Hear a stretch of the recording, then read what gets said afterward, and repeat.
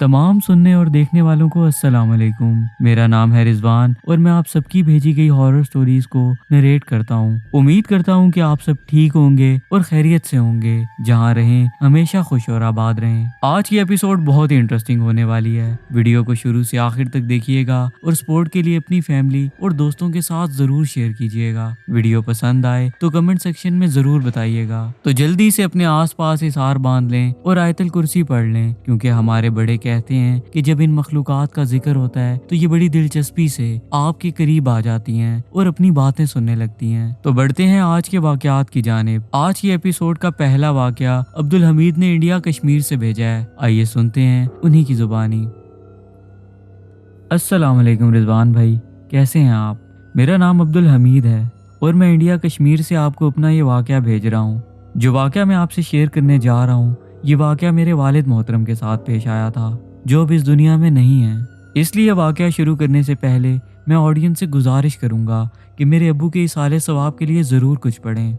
रिजवान भाई, आपको तो मालूम होगा कि पहाड़ी इलाकों में गलियां कम और घर एक दूसरे से फासले पर बनाए जाते हैं। जैसा कि घर एक दूसरे से फासले पर तो होते हैं, उसी तरह गाँव के लोगों के दिल एक दूसरे से जुड़े होते हैं। कोई घर ऐसा नहीं होता जिसमें कोई अनजान रहता हो। गांव के सभी लोग एक दूसरे को अच्छी तरह जानते हैं, यहाँ तक कि वो हमसायों के रिश्तेदारों से भी वाकिफ होते हैं। फिर उसी तरह सब एक दूसरे की खुशी गमी में भी शरीक होते हैं। किसी के यहाँ खुशी आए या गम, सब कंधे से कंधा मिलाकर खड़े होते हैं। ये बात सन 2004 मेरी पैदाइश से भी पहले की है। हमारे घर से कुछ फासले पर एक फैमिली रहा करती थी, जिनके सबसे बड़े बेटे की शादी होने वाली थी। अब जैसे ही शादी के दिन करीब आ रहे थे, उन्हें परेशानी होने लगी थी कि इतने मेहमान हम कहाँ ठहराएंगे, क्योंकि उनका घर छोटा था और इतनी जगह नहीं थी कि मेहमान भी वहाँ रुक सकें। इस पर गांव वालों ने मिलकर ये फैसला किया कि जब उनके यहाँ मेहमान आएंगे तो हम सब अपने घर का एक एक कमरा उन्हें दे देंगे। 2-4 दिनों की बात है, शादी भी खैर से गुजर जाएगी और किसी को तंगी का सामना भी नहीं करना पड़ेगा। और वैसे भी ये रवायत हमारे इलाके में पुरानी चलती आ रही थी।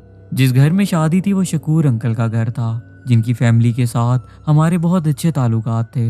मेरी वालदा ने घर का कमरा भी सेट कर लिया था, क्योंकि 1-2 रोज में मेहमानों की आमद का सिलसिला शुरू होने वाला था। एक दिन दोपहर के वक्त अचानक मेरे मामू हमारे घर आए। ये मेरे वो मामू थे जो मेरी खाला के साथ रहते थे, और मेरी खाला का घर हमारे घर से 50 किलोमीटर की दूरी पर था। मेरे मामू किराए की गाड़ी चलाते थे और उस वक्त हमारे इलाके में कुछ सामान पहुंचाने आए थे। जो सामान पहुंचाने के बाद हमारे घर तशरीफ लाए।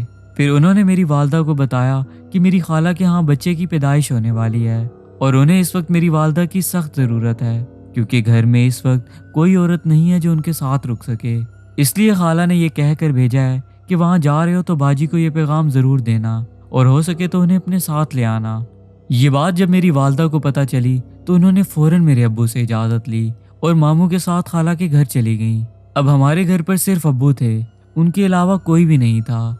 मेरे अब्बू को इस बात का अंदाज़ा था कि बच्चे की पैदाइश के बाद मेरी वालदा को वहाँ कुछ दिन और रहना पड़ेगा।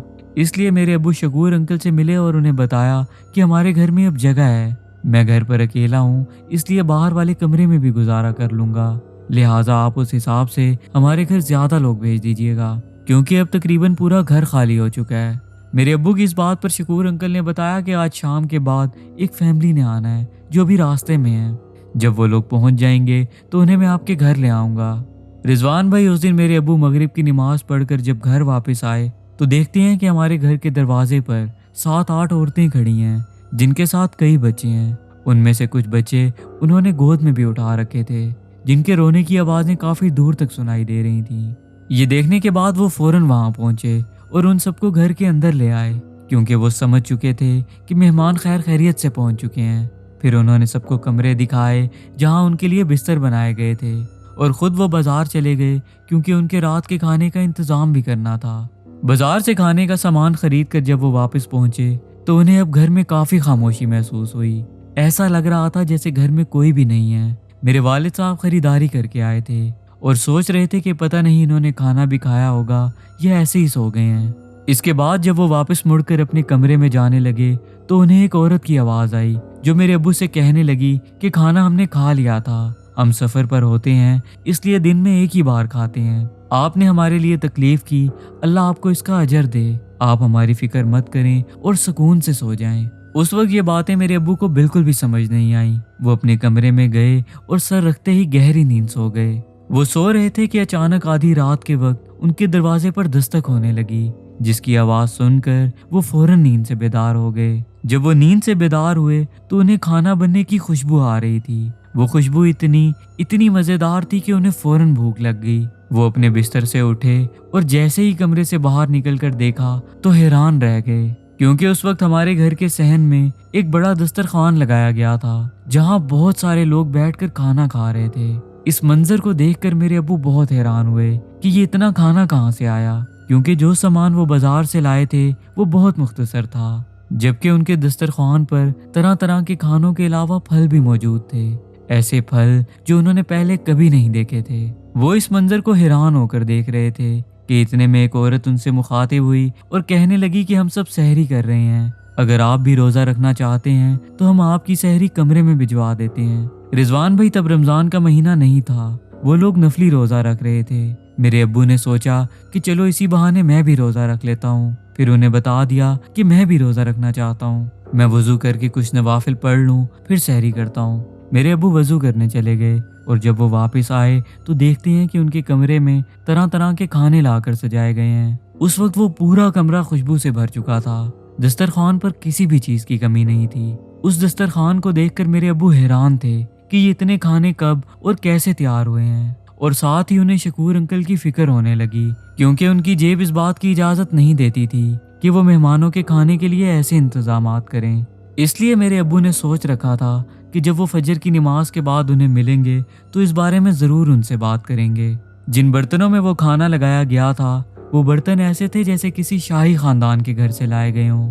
ऐसे कीमती बर्तन मेरे अब्बू ने पहले कभी नहीं देखे थे। शकूर अंकल हमारे गांव के सबसे बड़े जमींदार के घर काम करते थे, जो एक इंतहाई अच्छा इंसान था। इसलिए मेरे अब्बू ये समझते रहे कि हो सकता है कि ये बर्तन उन्होंने शादी गुजारने के लिए दिए हों। उन्होंने जब बिस्मिल्लाह पढ़कर खाना शुरू किया तो वो खाना इंतहाई लजीज था, इतना लजीज कि वो उसके जायके में इस कदर डूब गए कि जो कुछ दस्तरखान पर था सब कुछ खा गए। जैसे ही खाना खत्म हुआ उनके दरवाजे पर किसी ने दस्तक देते हुए पूछा कि आपको कुछ चाहिए हो तो जरूर बताएं, क्योंकि खाने की बिल्कुल भी कमी नहीं है, आप जितना चाहें खा सकते हैं। इस पर मेरे अब्बू ने कहा कि मैंने सहरी कर ली है, मेरे पेट में मजीद गुंजाइश है, लेकिन भूख रखना भी जरूरी है। उनके ये कहने के बाद कमरे में 3 साला बच्चा दाखिल हुआ, जो एक बड़ा लस्सी का गिलास रखकर वापस चला गया। तब मेरे अब्बू को उस लस्सी की शदीद तलब थी। वो उस लस्सी को पीते गए और उन पर गनूनगी तारी होती गई। बैठी जगह पर उनकी कुछ देर के लिए आंख लग गई और जब वो नींद से जागे तब फजर की अजानें हो रही थी। वो फौरन उठ खड़े हुए, वजू किया और मस्जिद की तरफ चल दिए। जब मस्जिद पहुंचे तो वहाँ शकूर अंकल भी मौजूद थे, जो जमात होने का इंतजार कर रहे थे। फिर अब्बू ने उन्हें नमाज के बाद रुकने को कहा, जिस पर उन्होंने हाँ में सर हिलाया। नमाज के बाद जब मेरे अब्बू की उनसे मुलाकात हुई तो उनके मुंह से निकली पहली बात ऐसी थी जिसको सुनकर मेरे अब्बू हैरान रह गए, और एक पल के लिए तो उन्हें ऐसा लगा जैसे वो उनसे मजाक कर रहे हों। शकूर अंकल ने बताया कि जिस फैमिली ने मगरिब के बाद पहुंचना था उनकी गाड़ी खराब हो गई थी, जिसकी वजह से उन्हें यहाँ पहुँचते पहुँचते रात के 1 बज गए थे। साथ में ये भी कहा कि आज जो फैमिली पहुंचेगी उसे आपके घर लाऊंगा। कल वाली फैमिली को इसलिए नहीं लाया क्योंकि रात बहुत हो चुकी थी।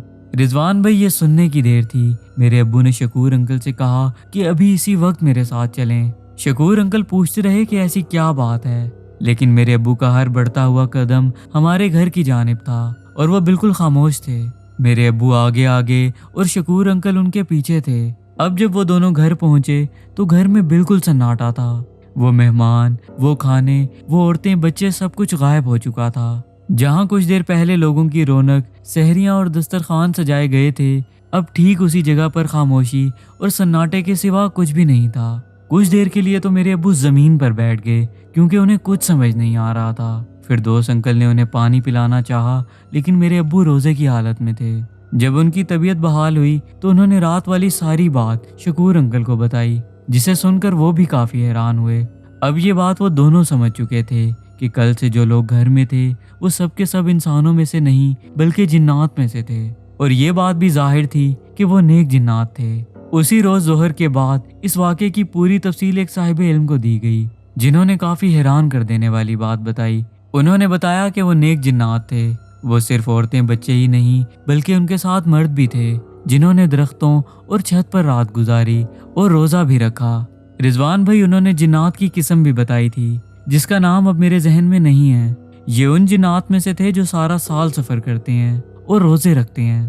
اکثر جب کوئی اجنبی راستہ بھٹکتا ہے یا کسی مشکل میں ہوتا ہے تو یہ انسانوں کے بھیس میں اس کی مدد کرنے کو بھی آتے ہیں۔ یہ واقعہ ہمارے پورے گاؤں میں مشہور ہوا تھا۔ اس پر ہمارے علاقے میں رہنے والے بزرگوں نے بھی اپنی اپنی رائے دی تھی۔ کچھ نے کہا تھا کہ جنات کو معلوم تھا کہ یہ گھر خالی ہے اس لیے وہ ادھر آئے تھے۔ کچھ کا کہنا تھا کہ یہ جنات اس گھر میں آتے ہیں جہاں نماز قرآن ہو، جبکہ کچھ کا تو یہ بھی کہنا تھا کہ یہ مہمان نواز لوگوں سے ملنا پسند کرتے ہیں۔ جس گھر میں مہمان نوازی دل سے کی جائے وہاں یہ کبھی کبھی ضرور چکر لگاتے ہیں۔ یہ سب ہمارے علاقے میں رہنے والے بزرگوں کی رائے تھی۔ اب اس میں کون سی بات درست ہے یہ اللہ تعالیٰ کے سوا کوئی بھی نہیں جانتا، لیکن ہمارے گھر واقعی جنات آئے تھے جو ایک رات رہے بھی تھے، خود بھی روزہ رکھا اور میرے ابو سے بھی رکھوایا۔ آپ لوگوں کی سٹوریز اپنی ایپیسوڈ میں شامل کرتے ہیں، پلیز میرے ابو کا یہ واقعہ اپنی ایپیسوڈ میں شامل کرنا مت بھولیے گا۔ اب اسی کے ساتھ بڑھتے ہیں آج کی ایپیسوڈ کے آخری واقعے کی جانب۔ یہ ایک شارٹ سا واقعہ ہے جو عائشہ نے بھیجا ہے، آئیے سنتے ہیں انہی کی زبانی۔ السلام علیکم رضوان، میرا نام عائشہ ہے اور میں اپنی امی کا ایک واقعہ آپ سے شیئر کرنا چاہتی ہوں۔ یہ تب کی بات ہے جب ہم اپنے گاؤں میرپور آزاد کشمیر میں تھے۔ اصل میں وہاں ایک فوتگی ہو گئی تھی جس کے جنازے میں ہم شریک ہونے گئے تھے۔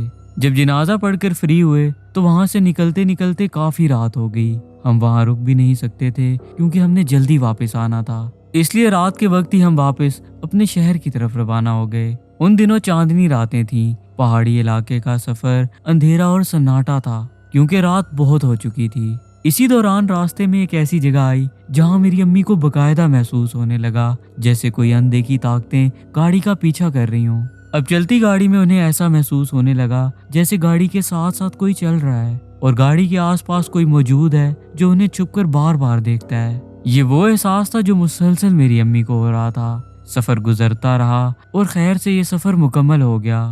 جب وہ گھر پہنچی تو انہوں نے دیکھا کہ میرے ابو گھر کے لان میں کھڑے ہیں، لیکن عجیب بات یہ تھی کہ ایک پل وہ سامنے نظر آتے اور اگلے ہی لمحے دوری پر میری امی ان کے پاس جانے لگتی، لیکن ہر دفعہ وہ دور ہو جاتے۔ میری امی جیسے ہی ان کی طرف قدم بڑھاتی وہ پلک جھپکتے ہی کافی دوری پر پہنچ جاتے۔ میری امی کو لگا کہ شاید سفر کی تھکاوٹ کی وجہ سے انہیں چکر آ رہے ہیں، تبھی انہیں ایسا لگ رہا ہے۔ اس لیے انہوں نے سوچا کہ گھر کے اندر جاتی ہوں، پانی وغیرہ پی کر واپس آتی ہوں اور کچھ دیر باہر کی فضا میں بیٹھوں گی تو طبیعت خود ہی ٹھیک ہو جائے گی۔ جب وہ کمرے میں آئیں تو دیکھتی ہیں کہ میرے ابو تو بیڈ پر سکون سے سو رہے ہیں۔ انہیں ایسا دیکھ کر وہ فوراً باہر لان کی طرف بھاگیں۔ اب جب وہاں جا کر دیکھا گیا تو لان میں کوئی بھی موجود نہیں تھا۔ یہ دیکھ کر وہ بہت خوفزدہ ہوئیں اور انہیں ٹھنڈے پسینے آنے لگے۔ وہ سمجھ چکی تھی کہ وہ میرے ابو کے روپ میں کوئی ہوائی مخلوق تھی جو مسلسل ان کا پیچھا کرتی رہی، یہاں تک کہ وہ پیچھا کرتے کرتے گھر تک آئی۔ یہ ایک میرا واقعہ تھا جو میں آپ سے شیئر کرنا چاہتی تھی۔